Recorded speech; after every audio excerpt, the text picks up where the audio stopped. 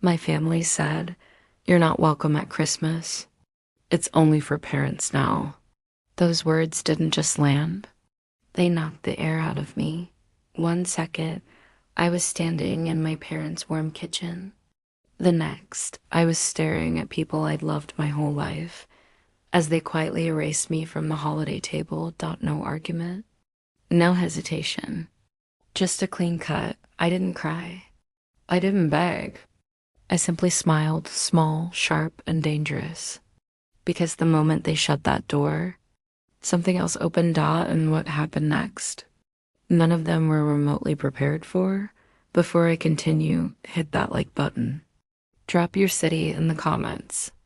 And if you've ever been pushed aside by people who should have protected you, tell me your story. Your words make this space feel a little less lonely. My name is Lydia, and for most of my life, I thought I understood where I belonged. I'm 34, a pediatric nurse practitioner, the kind of person who remembers birthdays, brings soup when someone's sick, and shows up to every school play my niece and nephew have ever been in. I've built a quiet, steady life in a small house on a quiet street, just me and my rescue dog, Cooper. And until this year, I truly believed that being present, being loving, being dependable was enough to matter in my family. But looking back, the signs were always there. My dad, Harold, is old-fashioned. He believes parents sit at the center of the world. My mom, Elaine, treats every holiday like a school project. Everything for the kids first. My sister, Melissa, follows whatever keeps mom happy. And my brother, Brandon, once my best friend, now avoids conflict like it's his full-time job. Then there's Valerie, my sister-in-law. Perfect hair, perfect smile, perfect ability to cut you open without ever raising her voice. She cornered me at Thanksgiving with that fake sweet, pity-soaked tone. But the real wound came when my parents agreed with her, quietly, easily, like excluding me was natural. Maybe it hurt because Christmas used to be my anchor. The house smelled like cinnamon and butter. Brandon and I stole cookie dough. Melissa twirled in front of the tree. It wasn't perfect, but it was ours. After my divorce, the kind that folds your life in half. My family wrapped around me. Or so I thought. So when Valerie said, "Christmas is only for parents now," and my parents nodded, it didn't feel like a schedule change. It felt like an eviction. A quiet confirmation that to them I was incomplete. I left early that night, blaming the headache. Cooper greeted me like he sensed the crack inside me widening. I cried until my throat ached, but when morning came, something in me had shifted. They didn't want me at their Christmas? Fine, I would build a new one they'd never forget.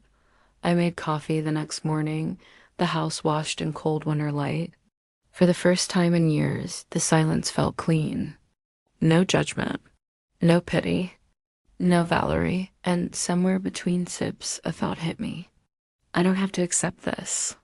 I don't have to shrink so they can stay comfortable.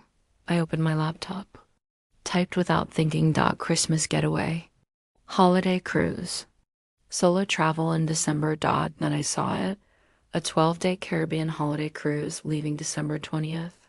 A glowing ship, turquoise water, private balcony, 5 restaurants, a spa that looked like heaven. My heart pounded.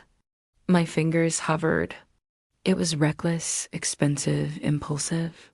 It was also the first thing that felt like mine. I booked it, and I actually said yes, out loud when the confirmation came through. The next 48 hours were a quiet transformation. Warm highlights in my hair, new sundresses in colors I never wore before, a deep green gown that made me feel like the main character.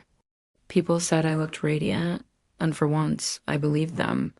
Meanwhile, my family acted like nothing had happened. Mom sent ornament photos. Brandon asked me to help wrap gifts.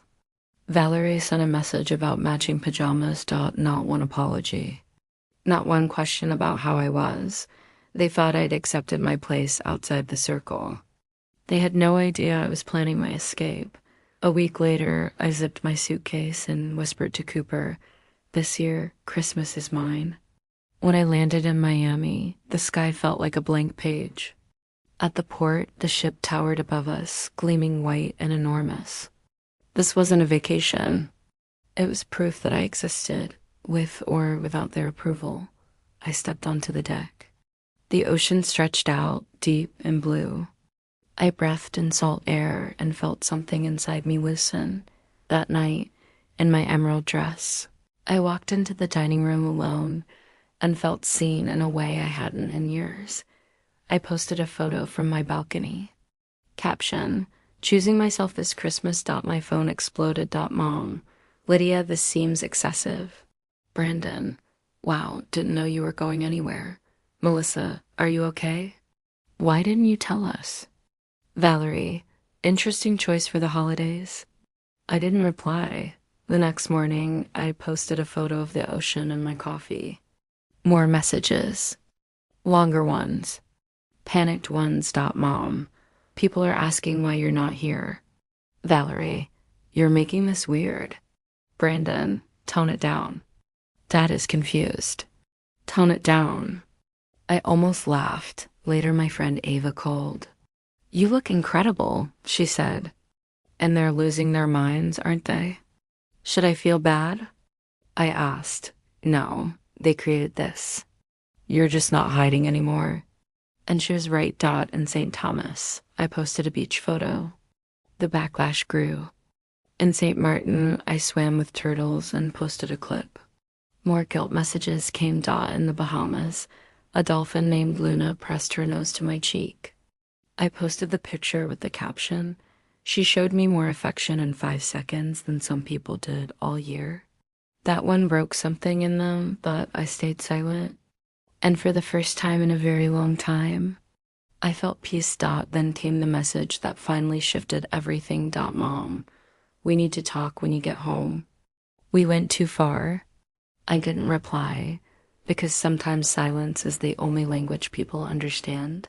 On New Year's Eve, under white lights and fireworks over the ocean, Caleb said, "You look like you survived something."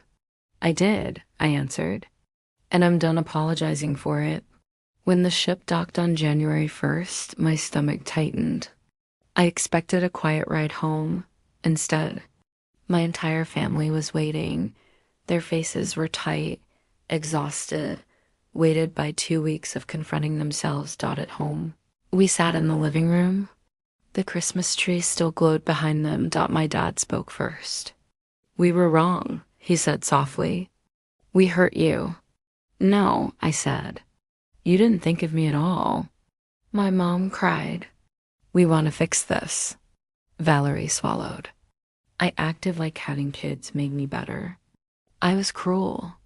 Melissa reached for my hand. "I should have stood up for you." I let it sit. Then I said the only thing that mattered. I'm not incomplete. I don't need kids to matter. And if I stay in this family, you treat me like I belong. Slowly, they nodded. Even Valerie. It wasn't perfect, but it was real. And that was enough to start again. In the following weeks, things changed. My dad checked in. My mom stopped centering everything around grandchildren. Brandon invited me over alone. Even Valerie softened, but the biggest change was inside me. The cruise taught me I was whole long before anyone realized it. I stopped shrinking. I stopped begging for space. I lived fully and unapologetically, and my family finally understood the cost of losing me, because the best revenge was never hurting them. The best revenge was becoming impossible to overlook. If this story hit close to home, tell me where you're watching from. And if you've ever had to choose yourself when family failed you, share it below, because your story might be exactly what someone else needs tonight. Hit subscribe so you don't miss the next one.